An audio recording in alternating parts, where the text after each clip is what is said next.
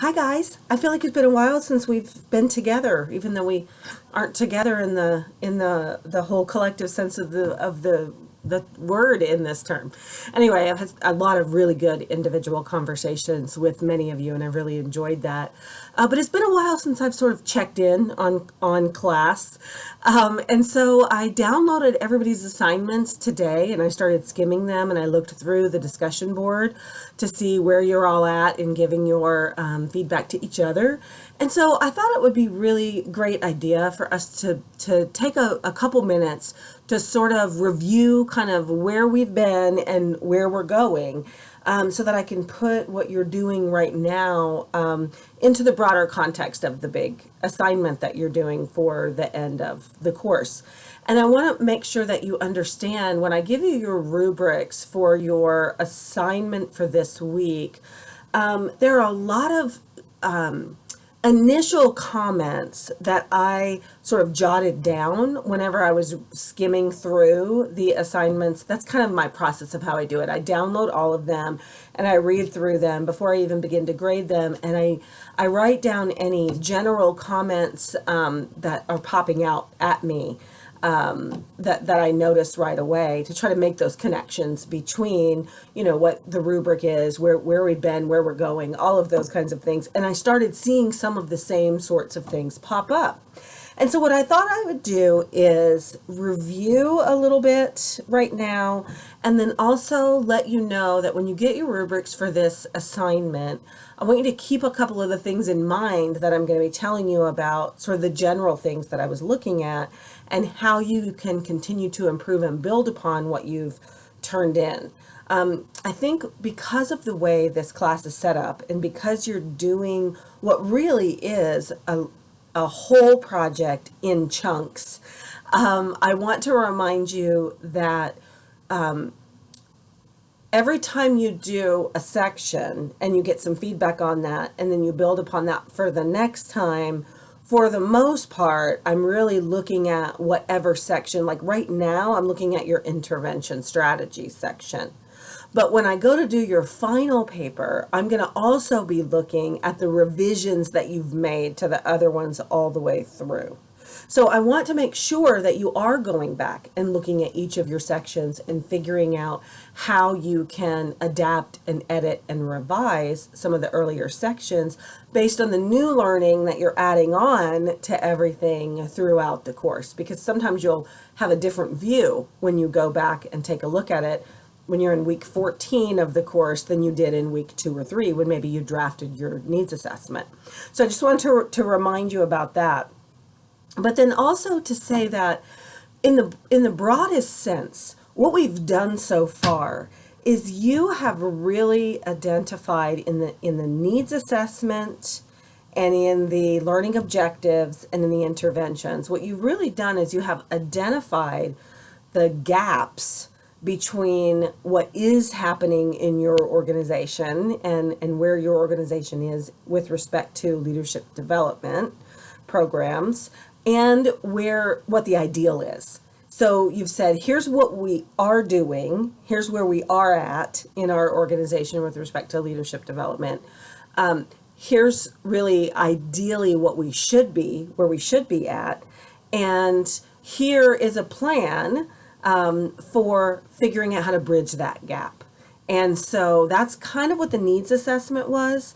And then you said, okay, this is what we need to learn. And the learning objectives got very specific on identifying what is it that you need to learn in your organization, or what does your organization need to do in order to develop leaders better? What do individual adult learners need to do in order to increase their development as leaders in the organization? What are the objectives of that? And then now in this time, it's not just identifying where the gaps between real and ideal are, or identifying some of the specific objectives that you want your adult learners to learn in order to bridge those gaps. Now in the intervention section, you're saying, I really think that this is the best way to go about bridging that gap, and this is how our organization ought to approach it. And if you'll remember way back at the very beginning of class, when we first started talking about this, we talked about how there's really 5 major categories of how you can approach leader development. There's your developmental relationships, like mentoring program, coaching programs, peer learning. So we're doing some of that in this class right now. Then there's developmental assignments, job rotations, temporary assignments, action learning, those kinds of things. Another category is those feedback processes, which is something that most of us are familiar with. There just was a slew of feedback processes that really became at the forefront of employee development in many different types of organizations and industries, really over about a 25-year period, and they really took over. This idea of developmental assignments that are related to like 360-degree feedback processes, assessment centers, performance appraisals, regular performance appraisals where you follow up, those kinds of things. And then there's also formal programs, of course, in many organizations, and that would be maybe some online training things, university programs, learning academies within organizations, formal professional development type offerings, particular skills-based training. There's a lot of different ways that can manifest itself under the general heading of formal programs. And then, of course, there's self-development, where you seek out speakers, where you maybe are electing to go to certain professional conferences or trade shows or town hall meetings, or you ask for assignments that put you on additional committees. You might be reading books and articles and attending webinars on your own time, doing brown bag lunch kinds of things. There's a lot of ways that people can bridge that gap through self-development programs as well. And sometimes that's depending on the developmental readiness of your adult learners that are within your organization. Sometimes that can be an exciting and most effective way to help people get the skills and the knowledge that they need to improve in leadership. So basically, what I was really looking for whenever I'm reading your intervention part of it is I really wanted to see clear connections between the learning objectives that you already identified and then the particular interventions that you have in order to meet those objectives. So I was hoping to see 3 different types of interventions that fell into 3 different categories of those 5 main categories that I mentioned. For the most part, that's what everybody did. Not everybody did, and some exceptions with some, caveats, particularly depending on how well you articulated the reasons that you chose the intervention strategies you did. It could be fine, but broadly speaking, that's kind of what I'm looking for. Did you try to identify 3 different types of interventions that belong in 3 different types of leadership development categories? And were there some really clear connections between the learning objectives and the intervention? And were they appropriate for the developmental level of your learners? And were they appropriate for your organization? So just to give you an idea of a couple of the things that I jotted down whenever I was taking a look at them. One was, for example, I saw there are a couple of times when people mentioned feedback intensive processes, but I questioned, based on some of the things that people said about the weaknesses in the organization and that needs assessment part, whether or not the employees or the participants of that kind of intensive 360-degree feedback process would necessarily be ready to hear the types of information about weaknesses and ways that they needed to improve improve their gap. So things like, this is what I wrote down, how do we move participants from a weakness mindset toward a growth opportunity mindset? So if you're talking about in doing 360-degree feedback processes and implementing something like that where one does not already exist, and where the developmental level of the participants of a feedback intensive process may not be used to receiving feedback in that way, it's one of the things that I want to see that you have thought about. Have you thought about how you're going to implement something like this in your organization? Are you thinking about the larger organizational culture? Are you taking into consideration the developmental readiness of the participants in this leadership program as you're doing these things? Same kind of a thing.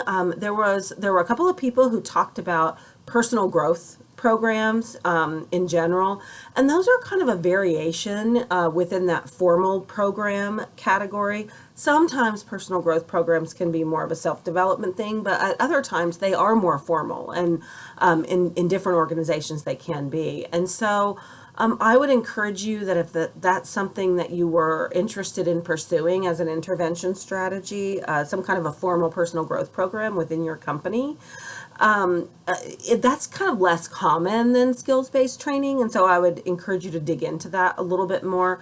I haven't included a ton of resources on that in your recommended readings or in the required readings. So I would just point that out, that there are some references out there that you might want to add. A couple of people who broadly dealt with developmental relationships, but again, didn't necessarily make a really clear connection between the objective and the developmental readiness of people, and convinced me very much that the developmental relationship approach might work in that particular situation. So make sure that you're not just saying, here's what the intervention strategy is, but that you're making those connections between those earlier parts of the paper. Most people did that, but there were a couple of times that I jotted down that seemed to be a little bit of a weakness. A couple other things to think about, again, is not just, so we've been talking about the developmental readiness of the participant to be able to receive feedback and to be able to receive constructive criticism or do some sort of self-development activities or develop different relationships and those kinds of things. But you also have to think about, whenever you're talking about particular programs that are related to developmental relationships, like, for example, a mentoring program or a coaching program, I want to know that you've actually thought about who might be a perfect person or to either serve as mentors to people, or who might be a really great person to train other people to become mentors. Not everybody has exactly what it takes to become a really successful mentor. So it's not enough to just say, oh, we should develop a mentoring program.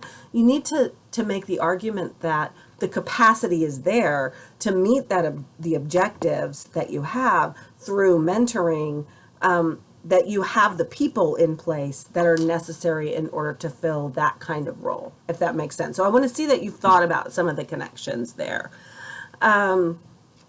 Let's see. One other thing to think about is, like, for example, I had somebody, this was in another class, but I had somebody who had talked very specifically about the United States Air Force cadets and some of the general goals that they thought that should be addressed, and in terms of leadership capacities. And I noticed that there were a couple of things that were pretty general. And so they had offered a chart, and basically we're talking about the various leader domains of knowledge, and had capacities identified like emotional awareness, accurate self-image, self-control. Those were areas that the cadets really needed to develop. But I thought about that for a second, and I thought, in general, those capacities are very analogous to the broader category of emotional intelligence. And so you could very easily create one learning objective for the project surrounding the notion of developing U.S. Air Force cadets' emotional intelligence capacities. That could be one objective, and then you could tie in a little bit more to this idea of developing their emotional intelligence to get at some of those specific